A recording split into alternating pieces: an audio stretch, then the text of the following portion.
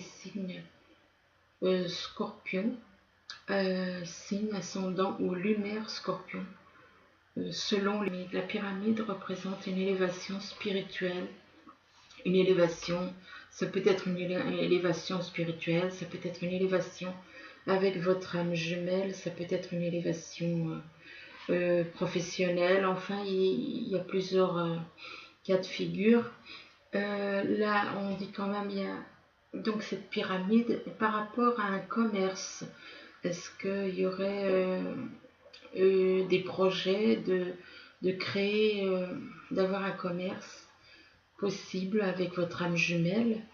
Donc il y a une élévation par rapport à ce commerce.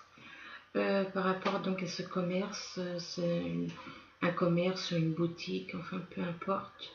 Là vous avez la clé du destin. La clé du destin, ça veut dire tout simplement que certains ont la clé de leur destin en main.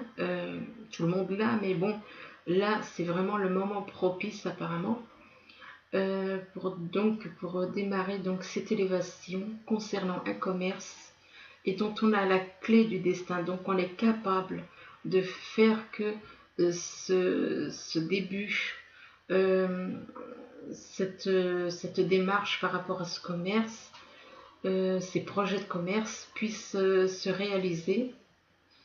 Et il y a la naissance, oui, c'est la naissance d'un commerce.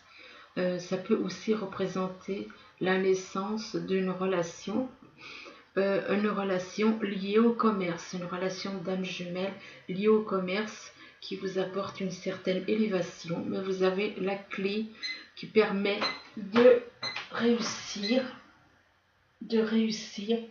La clé vous permet donc, avec la clé du destin, là vous avez toutes les cartes pour réussir donc ce projet de commerce pour certains. D'autres, là on vous parle de mariage céleste. Donc apparemment vous allez vous retrouver avec votre âme jumelle.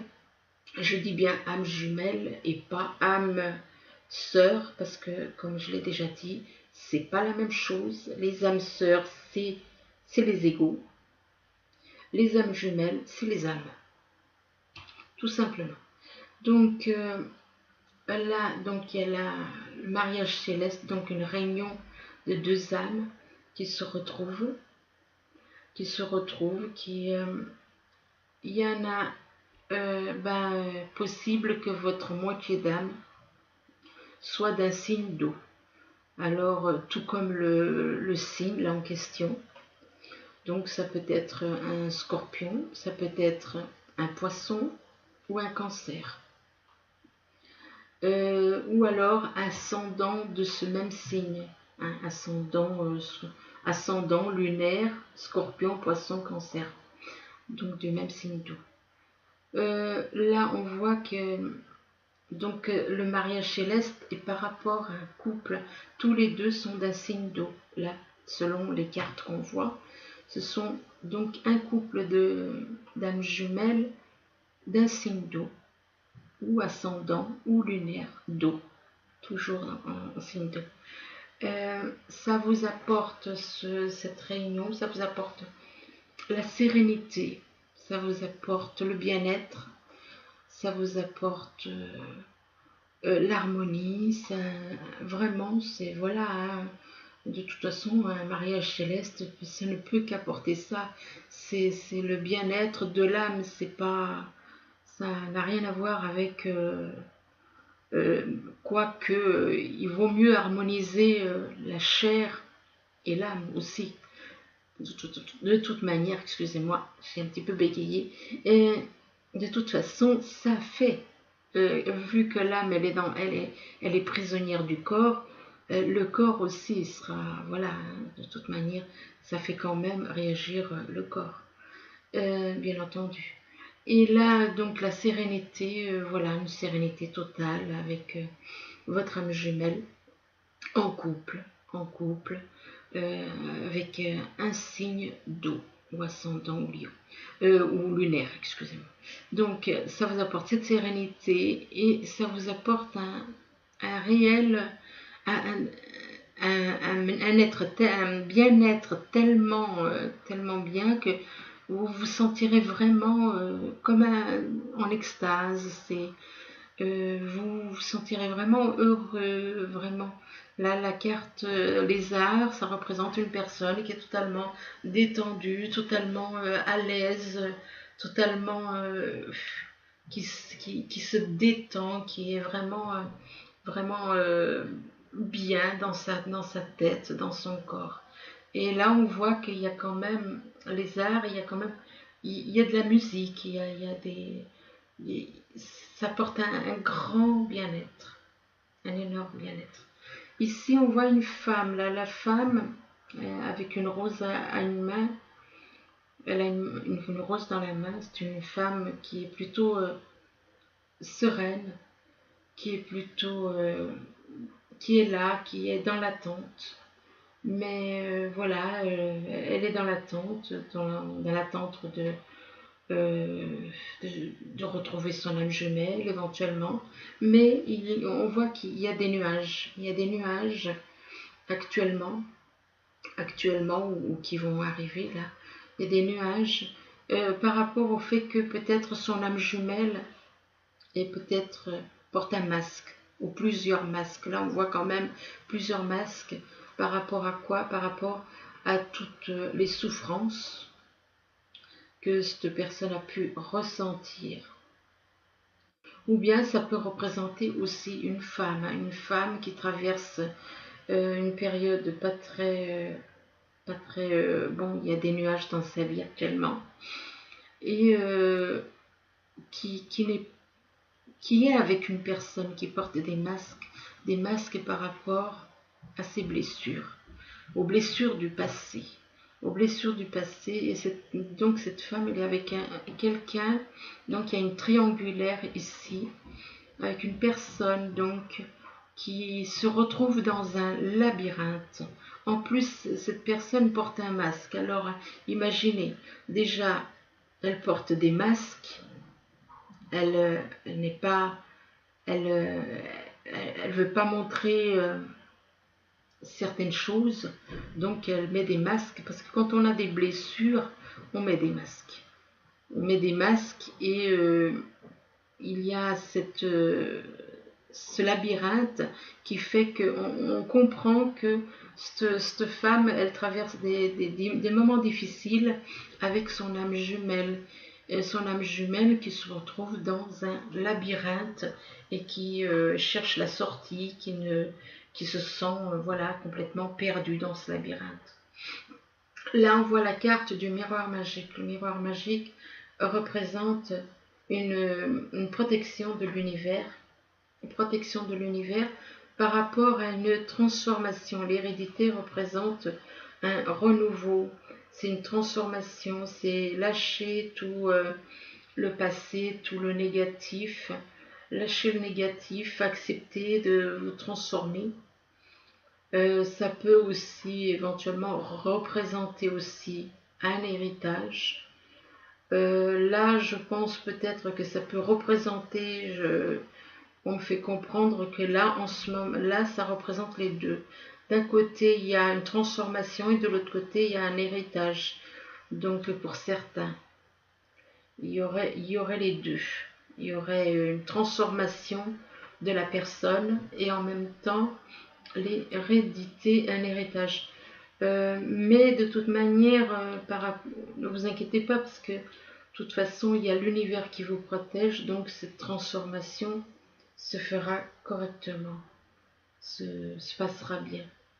Là, par contre, il y a la carte de l'amitié. Donc, apparemment, cette personne-là, peut-être qu'elle représente son âme jumelle comme une amie, qu'elle considère son âme jumelle comme une amie possible. Donc, il y a de l'amitié et une transformation, et il y a un début de relation, un tout début de relation pour certains. Donc ici, vous avez la carte de la foi. On vous dit avec la foi, ayez confiance. ayez confiance, soyez dans la foi. La foi, connectez-vous à laisser votre âme se reconnecter à l'univers. Et soyez conscient, voilà, que vous n'êtes pas seul, que l'esprit du divin est avec vous, que la foi vous protège. Soyez davantage dans la foi. Soyez davantage dans la foi, ça vous permettra de réaliser vos rêves.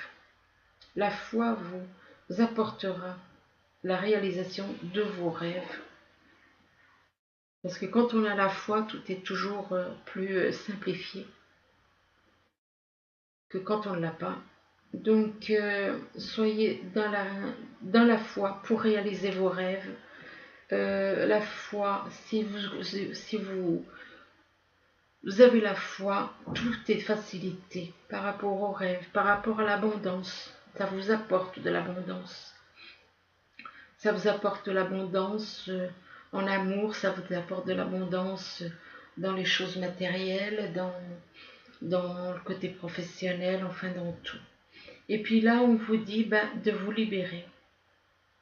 De vous libérer, peut-être que la libération de tout ce qui est négatif. Libérez-vous pour vous reconnecter, vraiment laissez votre âme se reconnecter au divin, de se reconnecter par la foi.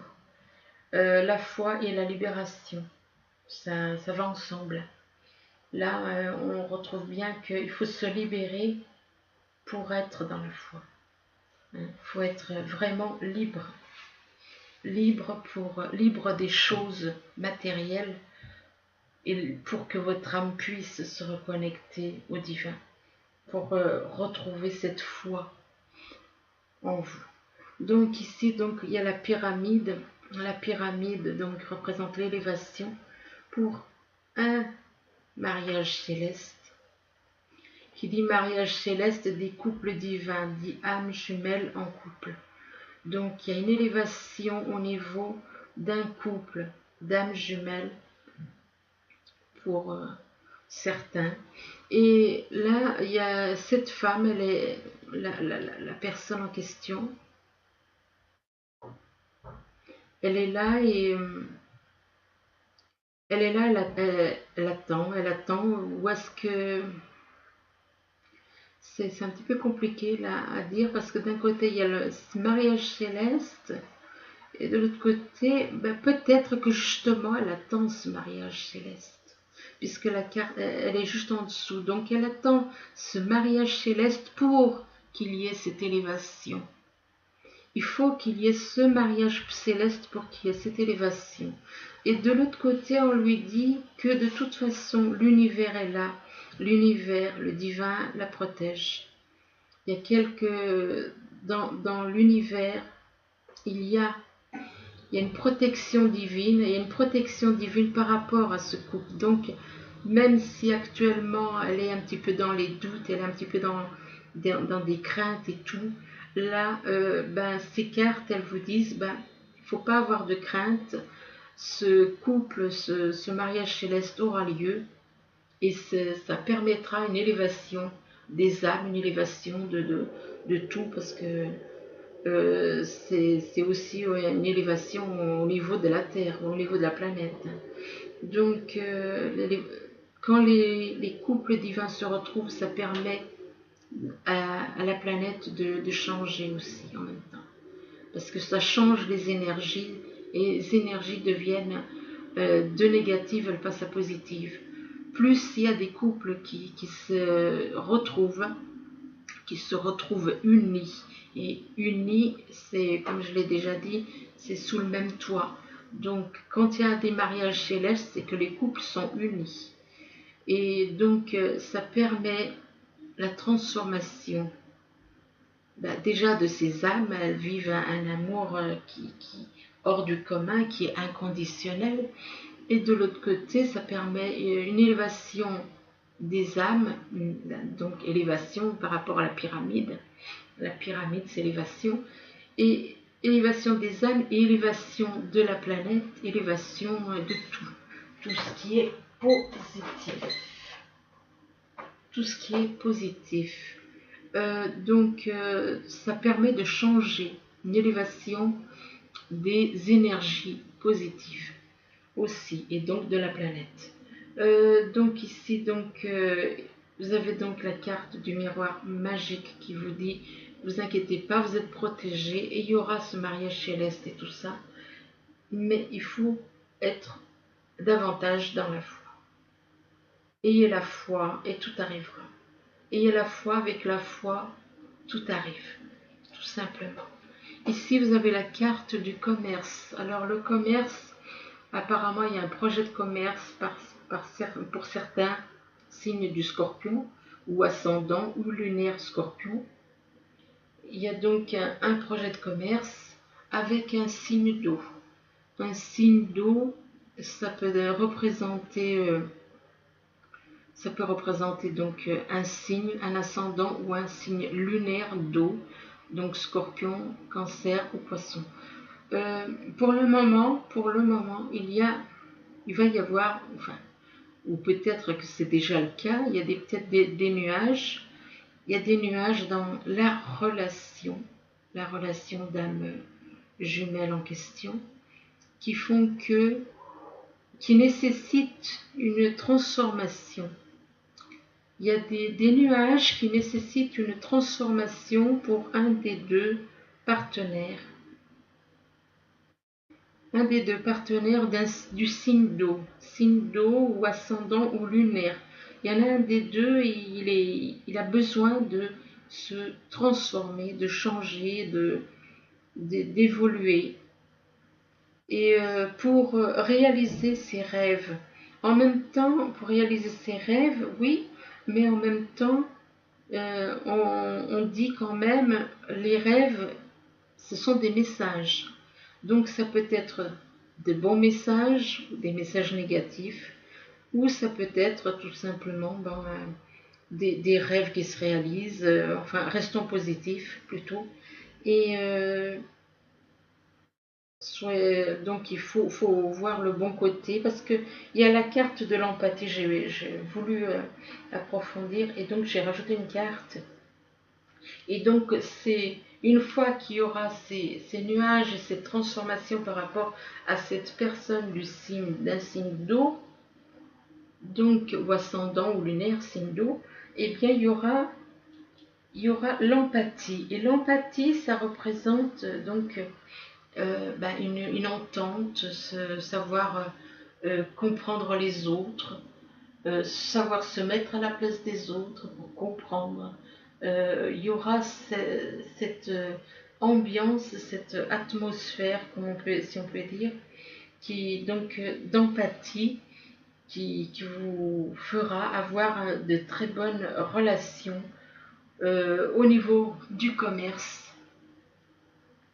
Mais il y a ce changement à faire. Là, pour le moment, il y a des nuages, et il y a cette grande transformation à faire pour réaliser ses rêves par rapport à ce commerce, et ressentir vraiment une totale harmonie, hein, l'empathie. On peut dire que c'est de l'harmonie avec les uns et les autres, hein, avec les gens autour, hein, parce que de toute façon, pour monter un commerce, il faut quand même être amical, se sentir bien avec les gens. Voilà. Et ici, vous avez la clé du destin. Donc la clé du destin, vous avez la clé qui vous permet de réussir, d'exaucer, de réussir ce que vous souhaitez, de réussir votre vie, d'exaucer vos rêves. Avec la carte de la sérénité.